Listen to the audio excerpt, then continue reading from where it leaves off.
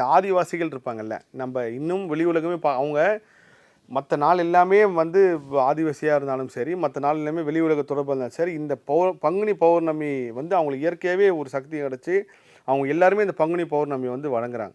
இன்னொன்றுனா எல்லா பௌர்ணமி வருது. இப்போ ஆடி பௌர்ணமி வரும், மாசி மக பௌர்ணமி வரும், வைகாசி பௌர்ணமி வரும். இப்படி எல்லா பௌர்ணமி வந்தாலும் இவங்க எல்லாம் ஸ்டூடெண்ட்டாக இருந்தால் இந்த பங்குனி மாதம் வர பௌர்ணமி, பங்குனி உத்திர பௌர்ணமி தான் ஹெட் மாஸ்டர் மாதிரி. இவங்க எல்லாத்துக்கும் சுப்பீரியர் பவர் கொடுக்குற ஒரு சக்தி தான் பங்குனி உத்திரமணிக்கு வர பௌர்ணமி. அதனால் இந்த தியானம் கற்றுக்க நினைக்கிறவங்க, எனக்கு தியானமே பண்ண தெரியாது, நான் வந்து தியானத்தை பற்றி என்னென்னே தெரியாதவங்களாம் இந்த பங்குனி பௌர்ணமி அன்னைக்கு நிலா வெளிச்சத்துலையோ இல்லை உங்கள் வீட்லேயோ இல்லை கடற்கரையிலையோ உட்காந்து ஒரு அரை மணி நேரம் 1 மணி நேரம் கண்ண மூடி உட்காருங்க. அது நீங்கள் நினச்சிருப்பீங்களே ஒரு விஷயம், அது உங்களுக்கு ஈஸியாக கை கொடுக்கும். நீங்கள் அதுக்கப்புறம் தியானத்தோடு கனெக்ட் ஆவீங்க, பிரபஞ்சத்தோடு கனெக்ட் ஆவீங்க. அதை முயற்சி பண்ணி பாருங்கள்.